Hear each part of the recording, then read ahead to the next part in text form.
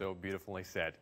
The Winter Olympics is happening all over town, and we CCTV anchors decided to join the festive vibe by taking to the hutongs and the hot spots of the capital for a look at the different side of this ancient city. Today, we follow my colleague Zhao Yang to the Lugo Bridge, also known as the Marco Polo Bridge, the very bridge traversed by the Italian explorer. What's amazing about the bridge is that it was built in the 12th century, the same time when the Leaning Tower of Pisa was erected. But up until 1985, it was still a functioning bridge bearing the brunt of large vehicles. Let's check out this incredible Lugo Bridge.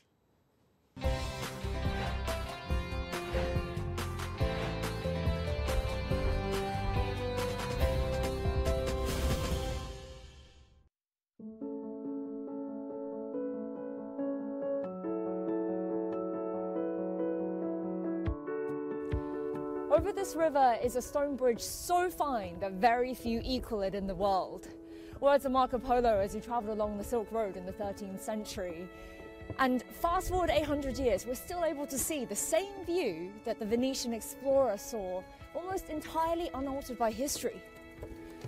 This is the Lugo Bridge, or better known in English as Marco Polo Bridge, after the explorer, and it is the oldest existing multi-arch bridge in northern China. So 266 meters in length. It's not the longest or the grandest in the world, but it is an architectural masterpiece. 800 years ago, this river would have been rushing currents. So to get a steady foundation, the designers of the bridge used this very advanced method for its time. So iron rods pierced through stone and into the riverbed. And across on the other side of the bridge, each pier is protected by iron triangular-shaped pillars like the prow of a boat, and that cuts through the floods and the ice, protecting it from erosion. So it's steady and incredibly strong. Up until 1985, this was still a functioning bridge with large lorries passing over it daily. Yet researchers estimate that from its construction in the 12th century till now, it's only sunk 12 centimeters. And this here is the very original stonework. The bridge is now completely pedestrianised now, so no more testing its limits. Now, here's the real intrigue of the bridge. These stone lions, you see them on every single pillar up and down the bridge, and every single one is different. So here, you've got the lion that sits alone with a boar under its paw, the males, and then the lions with cubs, you guessed it, the females. And we see all kinds of family dynamics here. You've got the cubs playing with each other, playing with their parents. And look at this one here. That's what happens when you test your parents' patience. So ask any Chinese person about Lugo Bridge's lions and they will tell you countless. Myth? Well, over the centuries, lions would be lost to lightning, to other forces of nature and man, and they'd be replaced or repaired, so their numbers would rise and fall. It's hard to keep track of and sometimes just, well, plain hard to spot. So we're at the southwest edge of Beijing, about 20 kilometers from the heart of the city, Tiananmen Square.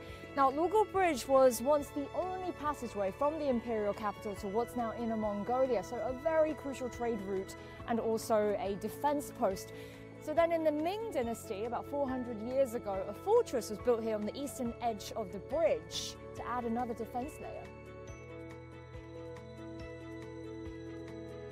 Lugo Bridge and Wenping Fortress were witness to a monumental moment in Chinese history, the 1937 battle against Japanese troops. It was considered the spark to full-scale war that would last 8 years.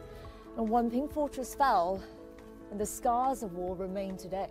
So today, this fortress is a small residential community, and after the war, it was restored to its original Ming Dynasty-style architecture. But it's come a long way from its original military purpose. I mean, flanking the main street here, you see these little alleyways, the homes.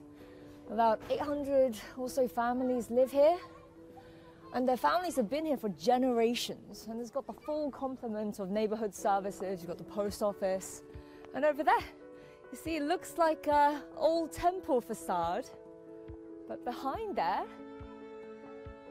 is actually a primary school. It's only about 600 meters from gate to gate, and right at the very center of the fortress sits this museum. And it is a really full, comprehensive documentation of the Japanese invasion from 1931 to 45.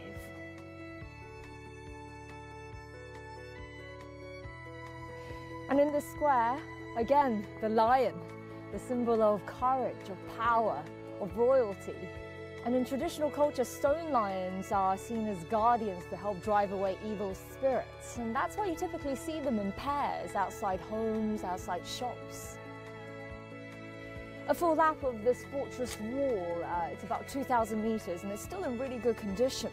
So we're just in a quiet corner of Beijing here, but together Luogou Bridge and Wanping Fortress shoulder such heavy history. Today though, they just sit here quietly, guarded by their lions.